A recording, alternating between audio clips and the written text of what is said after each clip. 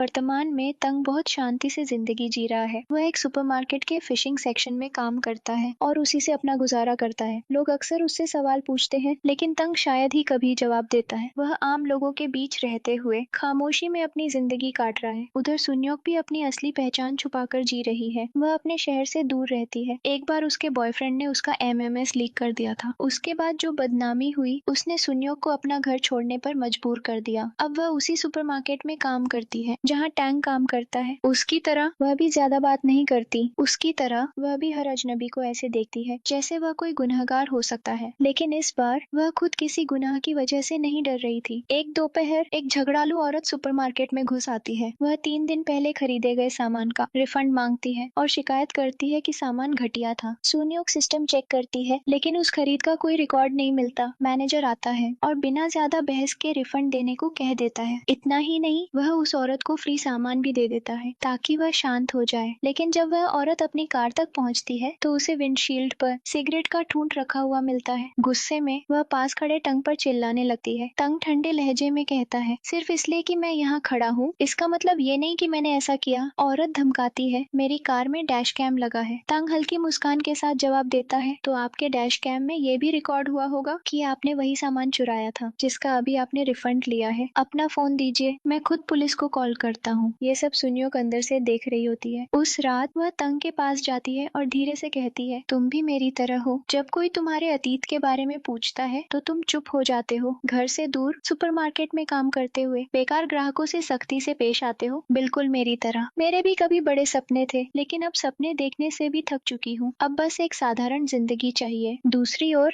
Retire हो चुके park जिन Zangnan से मिलने आते हैं। वह एक कुत्ते को देखकर पूछते हैं, ये यहाँ क्या कर रहा है? जंगनान जवाब देता है, सड़कों पर घूम रहा था, मिट्टी खा रहा था तो मैंने रख लिया। पार्क जिन भौहें चढ़ाते हैं, और तुमने जेम्स के फोन क्यों नहीं उठाए? जंगनान कंधे उचका देता है, वह परेशान कर रहा था इसलिए मैंने उसे यहाँ बुला लिया। कुछ ही देर में जेम्स आता है। उसकी आवाज में नाराजगी होती है। सर, अगर आपने मुझ पर भरोसा किया होता तो हम अब तक कातिल को पकड़ चुके होते। आप सस्पेंड नहीं होते, लेकिन आपने मुझसे सब छुपाया। कोई बात नहीं, हम उसे पकड़ कर रहेंगे। फिर वह कहता है, बुसन में प्रोफेसर यंग के मर्डर के बारे में सुना? जब टैंग हमसे बचकर निकला था, वह भी वहीं गया था। जंगनान जवाब देता है, बुसन में बहुत मर्डर हुए हैं जिनके कातिल आज तक नहीं मिले। जेम्स जोर देकर कहता है, तो हमें खुद बुसान जाना होगा। इसके बाद जंगनान और जेम्स तंग के घर जाते हैं। उसके परिवार वाले बताते हैं कि वह लापता है। जेम्स पूछता है, अब तक मिसिंग रिपोर्ट क्यों नहीं करवाई? पहले रिपोर्ट दर्ज कराइए, फिर हम आपके बेटे को ढूंढेंगे। उधर सुयोक अकेले एक रेस्टोरेंट में बैठी होती है। एक युवक उसे लगातार घूर रहा होता है। उसका नाम होता है योंगजाई। तंग आकर वह पूछती है, क्या देख रहे हो? क्या मेरा एमएमएस देखकर तुम्हारी हवस जाग गई? योंगजाई सिर हिलाता है, नहीं, मुझे लगता है मैं तुम्हें जानता हूँ। तुम्हारी वैक्स शॉप स्कूल के सामने थी। शाम को दोनों फिर मिलते हैं। धीरे धीरे बातचीत होती है और एक नाजुक रिश्ता बनना शुरू हो जाता है। उधर तंग की माँ और बहन पुलिस स्टेशन में उसकी मिसिंग रिपोर्ट दर्ज कराती है। जंगनान और जेम्स बुसान रवाना होते हैं। स्थानीय पुलिस पहले विरोध करती है, लेकिन सरकारी आदेश दिखाने पर मदद करने को मजबूर हो जाती है। अगली सुबह तंग घर से निकलता है। लिफ्ट में एक लड़के को देखकर उसके अंदर वही अजीब सा एहसास जागता है। वह हाथ उठाने ही वाला होता है, लेकिन खुद को रोक लेता है। उसी समय सुन्योक का फोन बजता है। योंगजाई कहता है कि उसे मिलना है। मुलाकात में वह बताता है कि उसका अपनी मंगेतर से ब्रेकअप हो गया है। वह नजदीक आने की कोशिश करता है। रात को वहीं रुकता है, लेकिन अगली सुबह वह अपनी मंगेतर के पास लौट जाता है और झूठ बोलता है। जब सच्चाई सामने आती है, झगड़ा बढ़ता है। गुस्से में योंगजाई सुन्योक का गला घोंट देता है। सुबह खबर आती है,